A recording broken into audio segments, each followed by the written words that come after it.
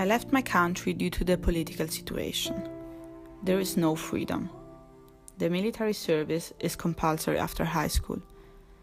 For women, it is even more difficult to be in contact with violence and forced labor. Being aware of the situation in the military camps shows the danger a woman has to face. The experiences from the women that have been there are terrible.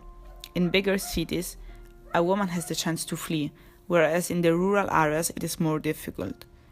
There are women who get married in order to avoid the military service. But even then, if you get married and your husband goes to military service, you will be left alone with your children. Husbands often run away. For women, it is very difficult to stay. From Eritrea, I went to Sudan, where I stayed for 1 year, then to Libya for 4 months. Then I reached Italy on a boat.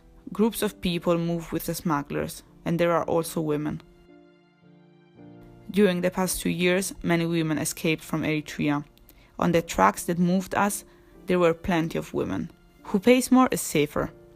The majority of women who leave Eritrea are minors. In Sudan, there is a camp where the smugglers abuse and use violence against women. Who does not have the money to continue the journey is often forced to prostitution in order to arrive to Khartoum and go on. In Europe, there is no real awareness about the violence and torture on women. There are many stories to discover. When I arrived to Europe, I had a project to do and reach positive things. Now I'm starting to have a better life. I would like to carry on my studies and build a family. I want to live in a place where I can be myself. I don't think that any Eritrean hates his country, but there is no freedom, no democracy. To whomever is in charge of women's rights, take care of us. To me, women means strength. A woman is strong and can change how the things are.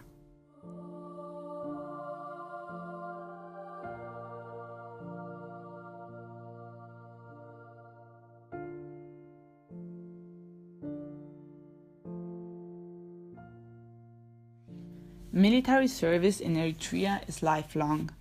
I did it with my husband, but he fled, so I was arrested. In 2014, they came to my house, searching for my husband, then they came back to arrest me. I have been detained for 3 months. Then I was released thanks to my father's guarantee, and from there I fled. Life had become like hell. There was no freedom at all. The prison was underground. You could not see the sun or anything. If I think of the word freedom, I think of being able to do what is important to you, like studying or working. But freedom has no real meaning to me. I don't know what it means. I never had it. When I escaped, I thought I would find freedom in Sudan, but I didn't. And the same in Libya.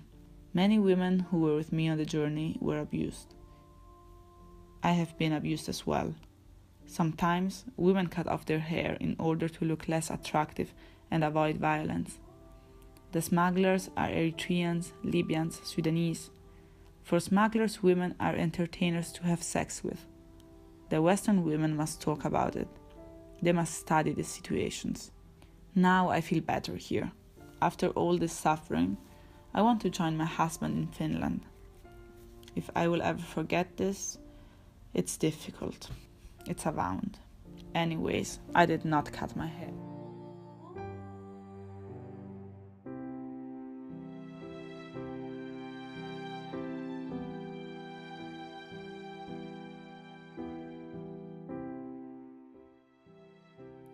A migrant is who leaves everything behind. I left my family, my children. It was a difficult choice, but I would have left them anyway. I got the call for the military service, and the only thing to do was to flee and then try to reunite, to make them come. I would like to live in Norway and to make them come there. The journey. In the desert, people become like objects. They are bought and sold, like food at the market. Like at the time of slavery. I stayed 8 months in the desert. Along with my friends, I was sold about 5 times. You have to pay several times, and it is a market to have sex with women. They abuse them and make them pay to leave. Before leaving for Khartoum, we asked to get an injection in order not to get pregnant. In order to pay, you need to call your family.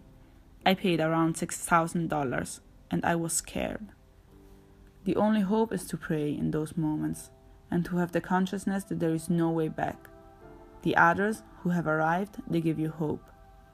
Among women, we try to keep it together during the journey. We help each other, because no one takes care of you if you are sick. No one helps you. You eat only once a day. Let us help the pregnant women. During my journey, there were women who suffered from psychological problems, who suffered violence. I still remember them screaming. There were women falling off the truck. We don't have the strength to hold on. The men help us, but this journey is hell. When we finally arrived, we were very happy.